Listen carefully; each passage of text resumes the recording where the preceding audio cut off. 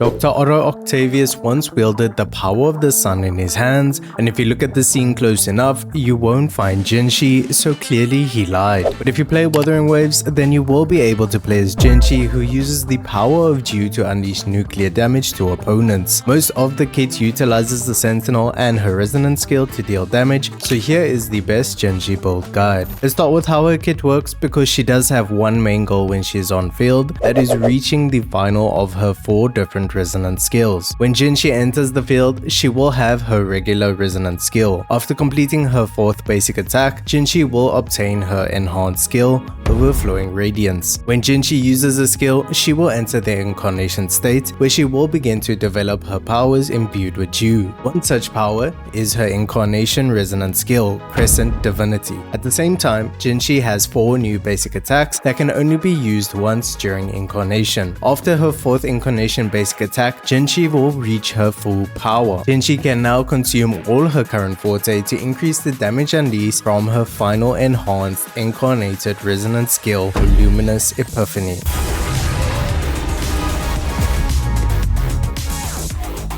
So her entire DPS window is straightforward, starting with her intro skill because Jinhsi benefits from having teammates and when they deal damage. It's also worth using your echo skill if it is due at this point. Then her 4th basic attack is required to enhance her resonance skill, which you then cast to enter incarnation state. Once you are in the incarnation state, you can do any combination of 4 basic attacks and an incarnated resonance skill, as long as the 4th basic attack is the last of the 5 attacks. A final resonance skill will be ready to use, but before casting, use one more basic attack, which will become a heavy attack that can be animation cancelled with her final resonance skill. That is the entire overview for her kit, so let's cover her weapons. In the description of the video, you can find a spreadsheet I created, which you can download and use your echo values to see how much damage you can get with your build per weapon. The signature is the best in slot weapon, there is no doubt about that. It buffs her resonance skill damage, which plays a major portion of her total damage. Verdant Summit is a better option than the Lustrous Razor because of the crit damage bonus and 12% spectral damage bonus it provides, but its passive is barely used in her rotation. This weapon will require crit rates of 60% and above for it to be more effective than Lustrous Razor, but this is easily achievable on Jinhsi. When it comes to 4-star options, an R5 Autumn Trace will give you the best results with high crit rates. However, the difference above Helios Cleaver is so marginal that it does not justify the $50 price tag of the weapon. You also won't be able to have constant max uptime with its passive. This is simply because Jinhsi is more resonance skill focused. If you do try and maintain max stacks, you will have lower damage over time. Helios Cleaver is her ideal 4-star weapon. Although it deals slightly less damage than the Autumn Trace, it does not have the $50 price tag, and Jinhsi can make good use of its passive. Although Jinhsi is not reliant on Concerta energy and her liberation for incarnation, her liberation does have incredible scaling. The only issue is it costs quite a bit of resonance energy. Using the Broadblade number 41 is only your best 4-star option if the previously mentioned aren't available and you don't want to use a 3-star weapon. This weapon is obtainable from an NPC in Tiger's Maw as well. Your best 3-star option is the Broadblade of Night. So before we get into the echoes, I quickly want to explain how the damage calculator works and what this is. So when you load in, you'll be greeted about the welcome page. It's just got a disclaimer and tells you about how it works. I'll be adding to this and the update log, so everything's on the home page. Keep in mind this is all made by me.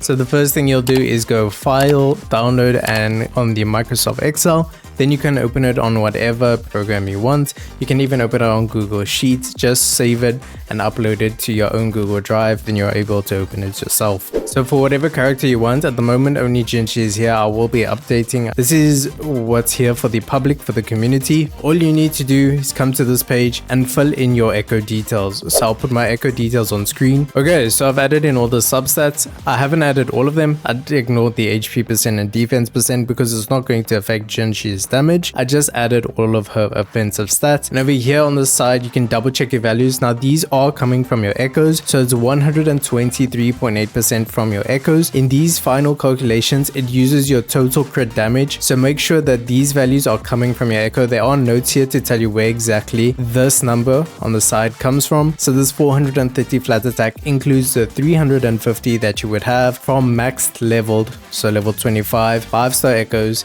in a 433 4-3-3-1-1 formation. And then there's just a few assumptions to make to clear things up on how these calculations worked. So right over here, we have the crit hit values. Right now it is selected on no. If you select yes, then it will apply the crit damage multiplier to all of your information over here. So you'll see what happens if you crit. These are the numbers you'll get if you crit, and if we swap it over, these are the numbers you will get if you do not crit, and it gives you the ratios on the side. So now if I say yes, and you'll see, okay, Verdant Summit is way better than Ages of Harvest. Well, to explain this is assuming you have the same 100% crit rates, so everything is going to crit. Verdant Summit will give you better damage if you have a crit damage piece and you have 100% crit rate. But to run Verdant Summit, you're not going to use a crit damage piece, you're going to use a crit rate piece.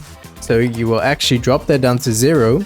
Now you'll see you have 942,000 damage, and if we pop this back up, because we'll be running a crit damage with the Ages of Harvest, we'll actually hit over 1 million. So Ages of Harvest is better. When it comes to Jinhsi's Echo setup, there is something that really surprised me with her substats. Firstly, a 4-3-3-1-1 formation is the perfect setup for Jinhsi, using the Celestial Light 5-piece set of course. There really is no other option for this. During the mid-game or transitional phase, you will use a crit rate Overlord Forecast Echo until you have enough crit rate from substats to use a crit damage main stat. This is if you have her best in slot weapon or another crit rate Broadblade. Your main stat on your elite 3-cast echoes should be Spectra damage bonus over an attack bonus, and both 1-cast echoes should have attack percent. Her best echo skill to equip will be Dew for obvious reasons, but notable mentions are Zigzag for the slowing field and the Cyan Heron for the special parry. However, I do still recommend Dew over both these options. When it comes to the substats, Jinhsi does not have strong energy requirements, so you can fully focus on her offensive substats. Crit damage is the best and first priority, which is associated with crit rate. Attack percent is the next best buff for her damage. The third best buff is rather surprising, but flat attack and resonance skill bonus are on the same level. The difference between the two is negligible, but flat attack is slightly better than resonance skill damage bonus. You can test it for yourself using the spreadsheet mentioned earlier in the description. For her Forte and talent priority,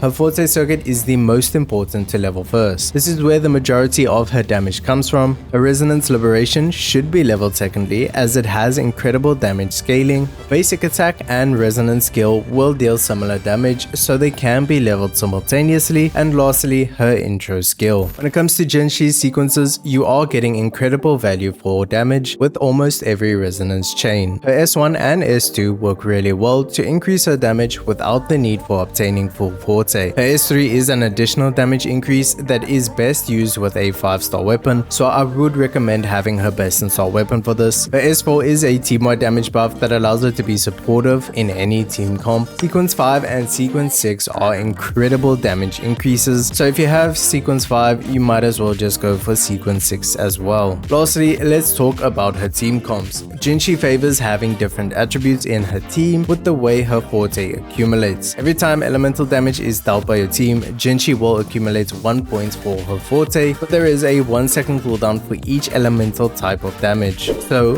Jinhsi will thrive with off-field damage, damage over time characters, and multiple elements in the team. There will be better synergy teammates for Jinhsi in the future, but as of version 1.1, her best team comp includes a support DPS and sub DPS. A support DPS is someone who is built for damage but still has supportive value outside their time on field, and this is not just limited to an echo set that applies a buff. For sub DPS teammates, Yunlin, Yanwu, and Mortify are your best options. Yunlin's coordinated attack has the same 1-second cooldown as Jinhsi's Forte accumulation, which synergizes perfectly. Yanwu does a similar job to Yunlin, but Yunlin is able to provide more damage, where Yanwu provides survivability and toughness reduction. For support DPS teammates, a damage-focused Junction will provide Jinhsi with shields, healing, and consistent Forte stacks. Having S1 Junction is optimal for Jinhsi teams. Now if you do want a healer or a sustain, Baiji is favorable over Verena for building stacks on Jinhsi's Forte. You will have Dew dealing off-field triggers of Spectra damage, so Verena is not worthwhile for Forte stacks.